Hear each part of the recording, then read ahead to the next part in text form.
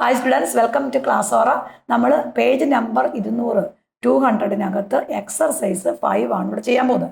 അപ്പോൾ ഈ ഒരു ആക്ടിവിറ്റി ചെയ്യുന്നതിന് മുമ്പ് നമ്മൾ ഏത് നോക്കണം, ഏത് വീഡിയോസ് കാണണം? പാർട്ട് ലെവൽ 1 പാർട്ട് 5 വീഡിയോസ് കാണണം. കാരണം ആ ഒരു പാർട്ടിനകത്ത് ഇതെന്താണെന്നും അതിൻ്റെ ബേസിക് ആയിട്ട് വരുന്നതും ഇതെല്ലാം നിങ്ങൾക്ക് ഡീറ്റെയിൽ ആയിട്ട് പറഞ്ഞിട്ടുണ്ട് കേട്ടോ. അപ്പോൾ അത് നോക്കി ചെയ്തതിന് മനസ്സിലാക്കി ഒന്ന് പഠിച്ചതിന് ശേഷം ആ റെക്കോർഡഡ് വീഡിയോസ് കണ്ടതിന് ശേഷം മാത്രമേ ഏത് നോക്കാമുള്ളൂ, ഈ ആക്ടിവിറ്റി ചെയ്യാൻ നമ്മൾ നോക്കാമുള്ളൂ. ഇവിടെ നമ്മുടെ ക്വസ്റ്റ്യൻ എന്താ മക്കളെ? Base radius and height of A cylindrical block.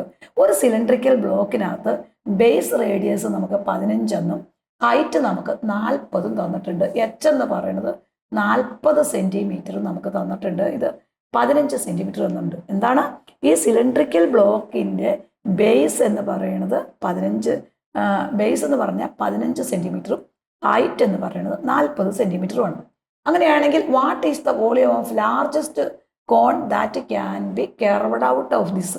ഇതിനകത്ത് നിന്ന് നമുക്ക് ഈ ഒരു വുഡൻ ബ്ലോക്കിൽ നിന്ന് വെട്ടിയെടുക്കാവുന്ന ലാർജസ്റ്റ് ഏറ്റവും വലിയ കോൺ ഏതാണെന്നാണ് നമ്മുടെ ക്വസ്റ്റ്യൻ അല്ലേ. അപ്പോൾ ഇവിടെ നോക്കിക്കേ, ഇതാണ് നമ്മൾ സിലിണ്ടറിക്കൽ ബ്ലോക്കിനകത്ത് കോണാണ്. ഈ കോണിനെ നമ്മൾ ഇങ്ങോട്ട് മാറ്റി വെച്ചിട്ടുണ്ടെങ്കിൽ നിങ്ങളൊന്ന് രണ്ടും തമ്മിൽ കമ്പയർ ചെയ്ത് നോക്കിയേ.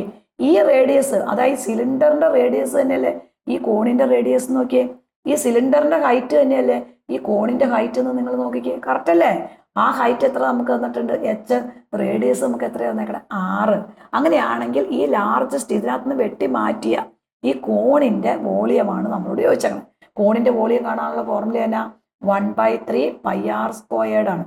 1/3 πr² എച്ച്. കാരണം എന്താണ്? നമുക്കറിയാം സിലിണ്ടറിന്റെ വോളിയം എന്ന് പറഞ്ഞാൽ πr² എച്ച് ആണ്. ബേസ് ഏരിയ ഇൻറ്റു ഹൈറ്റ് ആണ്.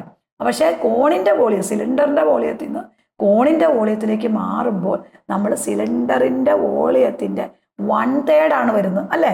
കാരണം ഈ ഒരു പോർഷനൊക്കെ നമ്മൾ എന്താണ് ഡിലീറ്റഡ് ആയി നമുക്ക് പോവുകയാണ്. അപ്പം ഇതിനകത്ത് ഇത്രയും പോർഷനേ വരുള്ളൂ, ബാക്കി ഈ സ്പേസ് മൊത്തം, ആ വോളിയം മൊത്തം നമുക്ക് പോകും. അപ്പം സിലിണ്ടറിന്റെ വോളിയം എന്താണോ അതിന്റെ 1/3, 1/3 നമുക്ക് എന്ത് വരുന്നത്? അതിൽ നിന്നെടുക്കുന്ന കോണിന്റെ വോളിയം എന്ന് പറയുന്നത്. അപ്പോൾ നമുക്ക് വോളിയം ഓഫ് എ കോൺ എന്താ മക്കളെ? 1/3 πr² എച്ച്.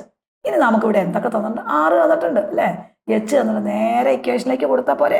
അപ്പോൾ നമ്മുടെ ഇക്വേഷൻ പറഞ്ഞേ 1/3 × π × r എന്ന് പറഞ്ഞാൽ എത്രയാ?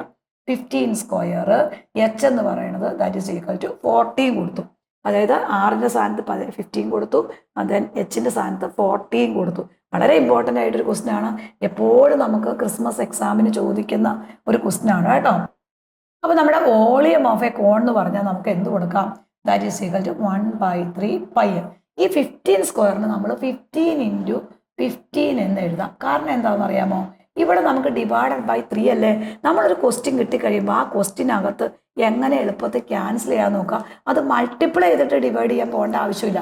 അപ്പോൾ 3 യും 3 യും വെട്ടിപ്പോകും, നമുക്ക് 5 വരും. ദാറ്റ് ഈസ് ഈക്വൽ ടു π വരും. 5 × 14 ദാറ്റ് ഈസ് ഈക്വൽ ടു 200 വരും. 200 × 15 വരും. ഇവിടെ നമ്മുടെ ആൻസർ എന്ന് പറഞ്ഞാൽ 2 × 15 വരും. അപ്പോൾ π അങ്ങനെ തന്നെ വരും. ദാറ്റ് ഈസ് ഈക്വൽ ടു 3000 വരും. ഇത് മൾട്ടിപ്ലൈ ചെയ്യുമ്പോൾ അപ്പോൾ നമ്മുടെ ആൻസർ ഈസ് 3000 π സെന്റിമീറ്റർ ക്യൂബ് ആയിരിക്കും നമ്മുടെ വോളിയം ഓഫ് എ കോൺ എന്ന് പറയുന്നത്. ക്ലിയർ ആയല്ലോ? നമ്മുടെ ഈ ചാനൽ സബ്സ്ക്രൈബ് ചെയ്യുക, ഇത് മാക്സിമം കുട്ടികളിലേക്ക് ഷെയർ ചെയ്യുക. അപ്പോൾ ഓരോ ഏറ്റവും ഇമ്പോർട്ടൻ്റ് ആയിട്ടുള്ള എക്സാമിന് വരുന്ന ക്വസ്റ്റ്യൻസ് നമ്മളിങ്ങനെ വീഡിയോ ഇടുമ്പോൾ അപ്പോൾ തന്നെ നിങ്ങൾക്ക് സബ്സ്ക്രൈബ് ചെയ്യുക. അപ്പോൾ തന്നെ നിങ്ങൾക്ക് ആ വീഡിയോയുടെ ലിങ്ക് ലഭിക്കുന്നതാണ്.